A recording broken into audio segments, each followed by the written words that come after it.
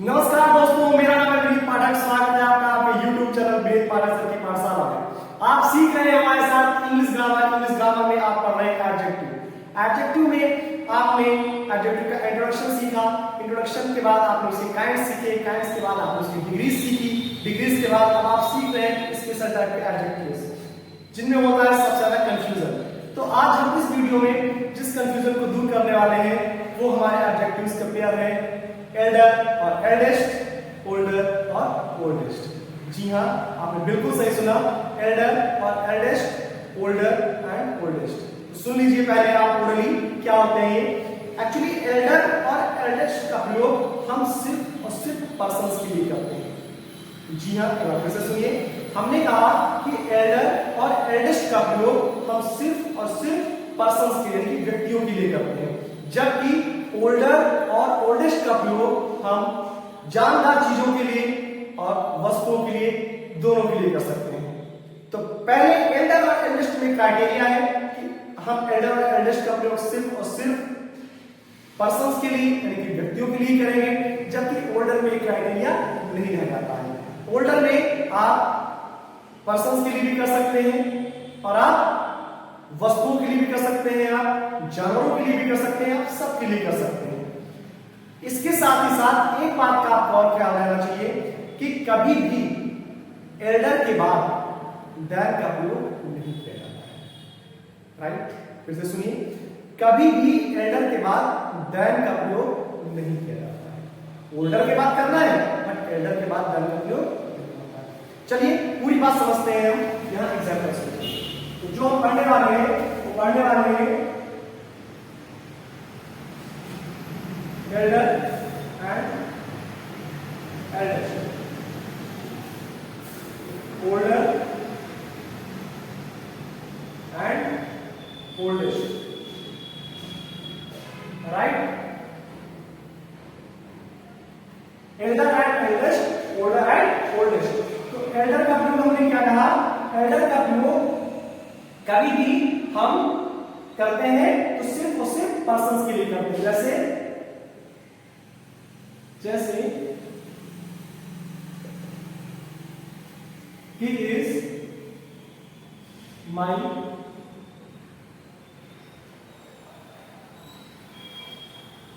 elder brother, he is my elder brother।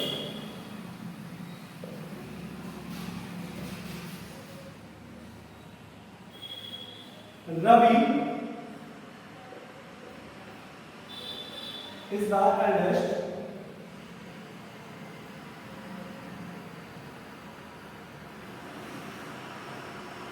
Ravi is the eldest in my family। Ravi is the eldest son in my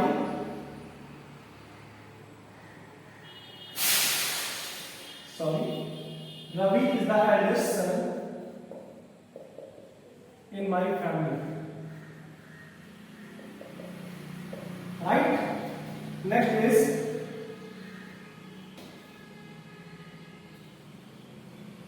Rohit is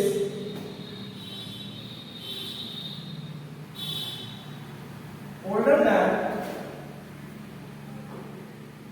Ravi।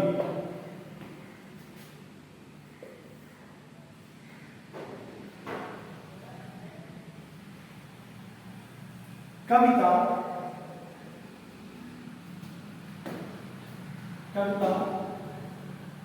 is the oldest, Kavita is the oldest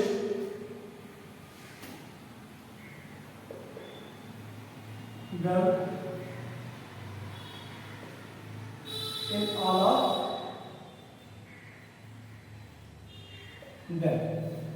Kavita is the oldest girl in all of them। आप सभी sentences पे ध्यान दीजिए। He is my elder brother, elder। Ravi is the eldest son, the eldest। Rohit is older than, older than क्या दीजिए? Kavita is the oldest। बस आपको इतना ध्यान देना है, बस सारी बातें आपको क्लियर हो जाएगी। मैंने कहा था कि एल्डर का प्रयोग हम सिर्फ और सिर्फ पर्सन के लिए करते हैं, राइट।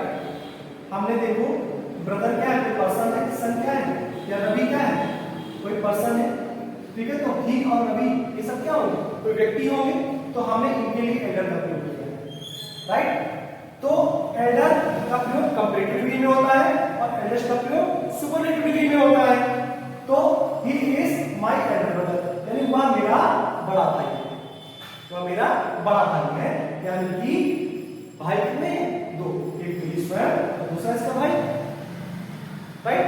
तो दो लोगों में क्या है, तो दो लोगों में कब प्रयोग हो रही है, तो कंपैरेटिव डिग्री एल्डर का प्रयोग हुआ है।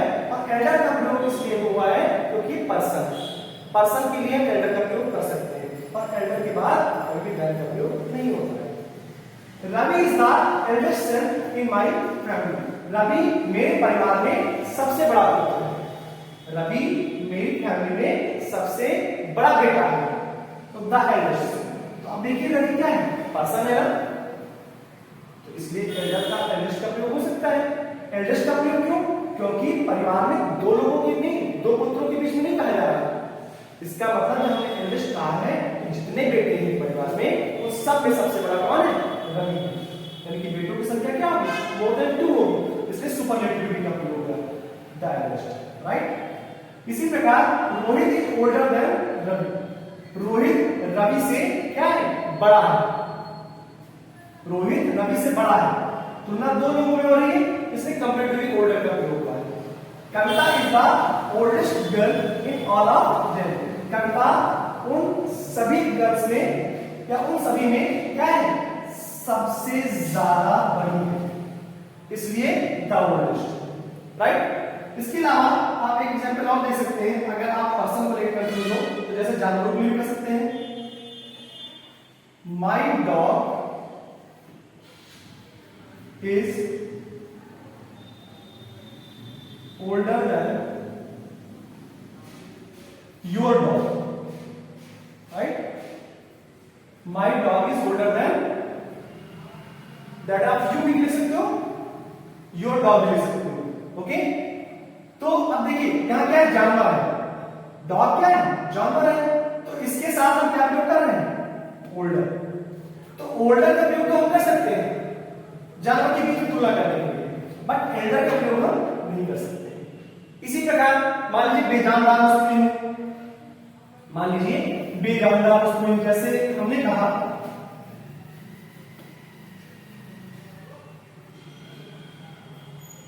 My book is older then your book, ठीक है। दैट ऑफ यू भी लिख सकते हैं, दैट ऑफ योर बुक लिख सकते हैं। तो my book is older then your book. अब ध्यान दीजिए, बुक क्या है, बेजानदार चीज है, जैसे पिछले एग्जांपल में आपने एनिमल को देखा था, जानवर को देखा था, वैसे आप इसमें आप नॉन लिविंग थिंग्स देख लीजिए।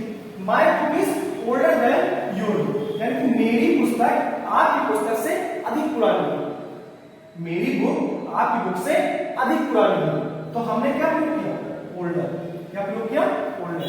अगर हम यहां पर करेंगे एल्डर तो गलत हो जाएगा, क्यों, क्योंकि हमने पढ़ा एल्डर का प्रयोग हम सिर्फ पर्सन्स के लिए करेंगे, जानवर के लिए या फिर नॉन लिविंग थिंग्स के लिए बिल्कुल नहीं। तो इस तरह से आपको आशा है बहुत अच्छे समझ में आ गया होगा। एक बार रिवीजन के तौर पर मैं आपको फिर से समझा दूं कि एल्डर का प्रयोग और एल्डेस्ट का प्रयोग हम सदैव ही पर्सन्स के लिए करते हैं, जबकि ओल्डर का प्रयोग, ओल्डेस्ट का प्रयोग हम जानवरों के लिए और नॉन लिविंग थिंग्स के लिए भी कर सकते हैं। तो ओल्डर में कोई क्राइटेरिया नहीं है, ओल्डर आप पर्सन के लिए कर लीजिए, आप एनिमल के लिए कर लीजिए, और आप नॉन लिविंग थिंग्स के लिए कर लीजिए। तो ओल्डर और ओल्डेस्ट का जो क्राइटेरिया है वो वास्तव में इतना नैरो नहीं है, आप बहुत अच्छे से उनका प्रयोग कर सकते हैं बृहद स्तर पे, लेकिन एल्डर और एल्डेस्ट के प्रयोग में आपको इस बात का ख्याल रखना होगा कि इनका प्रयोग आप सिर्फ और सिर्फ पर्सन्स के लिए अर्थात व्यक्तियों के लिए ही करें। इसके अलावा मैं फिर आपको बता दूं कि इस बात का आप ख्याल रखिएगा कि एल्डर के बाद कभी भी देन का प्रयोग नहीं किया जाता है। तो आशा है आपको बेहतर तरीके से ये डिफरेंसेस समझ में आ गए होंगे। फिर भी अगर डाउट क्लियर कर सकूं नेक्स्ट वीडियो में। इसी प्रकार से मेरे साथ ना सिर्फ इंग्लिश ग्रामर बल्कि लिटरेचर, मैथमेटिक्स, साइंस, एसएसटी, तमाम सारे कॉम्पिटिटिव एग्जाम के सब्जेक्ट सीखने के लिए मेरे साथ जुड़े रहने के लिए अभी मेरे चैनल को सब्सक्राइब कर लीजिए और बेल आइकन दबाना बिल्कुल मत भूलिएगा, ताकि नेक्स्ट वीडियो का नोटिफिकेशन आपके YouTube पे आपको सरलता से प्राप्त हो जाए और आप बेहतर तरीके से मेरे साथ ऐसे ही सीख सकें। बहुत बहुत धन्यवाद।